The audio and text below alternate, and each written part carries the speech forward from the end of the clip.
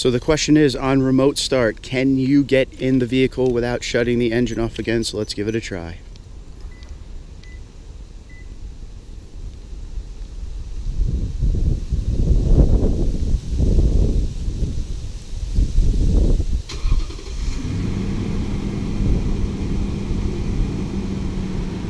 Alright, so as you saw, we're remote started. Let's see if we could get in the vehicle. As soon as you go to unlock it, it shuts off just like all the other Toyota remote starts.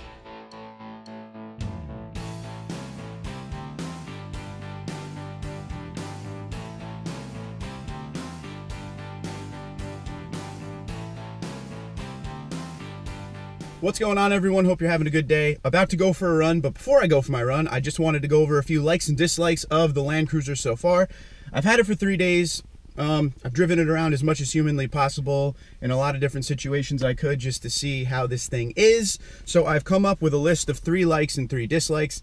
At the end, when I give this vehicle back, which will be next Monday, I will do another one just to see if anything has been added to it. So let's start with the likes. We'll start on the good note and we'll end on the needs attentions. So here are some of the likes. It's very powerful, and the power is readily available. The 5.7 does everything it needs to do. It makes this big, heavy, 5,000 plus pound SUV feel really light on the road. It's a perfect amount of power. When I knew the Land Cruiser was coming to me, in my mind was saying 5.7 in the Land Cruiser just seems like way too much. Maybe it should be like a 4.0 V6 kind of in the 4Runner or something like that, but no. The 5.7 V8 with the 8-speed transmission is amazing and perfect for this vehicle. Like I said, it's just over 5,000 pounds. Roughly the same weight as the Tundra, if you can believe that, within a few hundred pounds of each other. So the 5.7 does the work, and the 8-speed transmission works really well with it. So Toyota, we want to keep the 5.7, but we want the 8-speed transmission, so let's make that happen. Number 2 on the like list is handling. Surprisingly, as big as this vehicle is, it handles amazing. Going around corners at first, the first day I had it, I took a 30-mile-an-hour turn in it, and it almost felt like I went way too hard with it. But now I'm used to it. Now I'm used to the vehicle. I'm used to, you know, what it can do in the turns and stuff like that. It actually feels great. Of the other boxy type SUV vehicles I've driven, this one is definitely number 1 when it comes to handling, especially at this size and this weight. I really was going into this expecting it being like, you know, a sailboat with its sail in the wind and it's just all over the place with a lot of body sway, kind of like the Tundra, but I was surprised in a good way that this thing can handle super well. The next thing on my like list is dash layout and features. I love the way this dash looks, so let me show you real quick in case you didn't see the other day.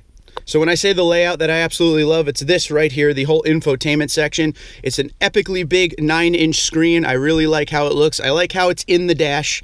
It doesn't look out of place or anything like that. The whole setup down here is just solid, and I love that the knobs are now down here. It's just easier to reach, easier to deal with. This whole area here is laid out unbelievably perfect.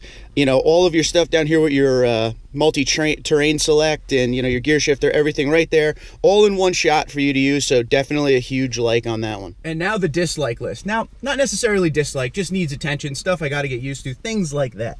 So number 1, and this is actually something I dislike about this vehicle, it is the brakes. I'm not a big fan of the brakes in this truck.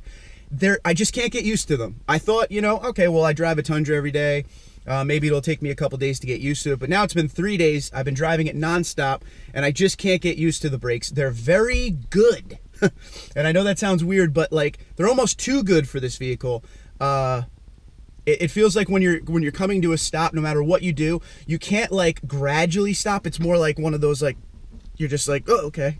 No matter what you do on the brake pedal, I'm still trying to get used to it. So I hope that turns into a like, or at least get off the dislike list by the time I'm done with this vehicle. But so far, I cannot stand the brakes. I cannot get used to them whatsoever.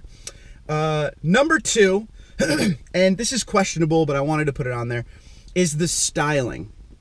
And it's nothing to do with the Land Cruiser itself per se. Now, the Land Cruiser, if you're a Toyota enthusiast, there's nothing bigger and better than the Land Cruiser. It should be number 1 in your hearts. This kind of is the ultimate off-road vehicle, especially for Toyota. My problem is, you know, I've looked at some old pictures, and if you haven't, check it out yourself. Google some old pictures of the Land Cruisers. They were built for off-road. They were built for just going anywhere you need to go. And obviously, it's become more of, you know, in today's day and age, a family vehicle. And I just feel like some of the styling on it kind of went the wrong direction. I would do a few things differently. You guys know I'm not a big chrome guy, but I'm kind of taking my bias of chrome out of this because I understand the way that, you know, chrome's on everything nowadays.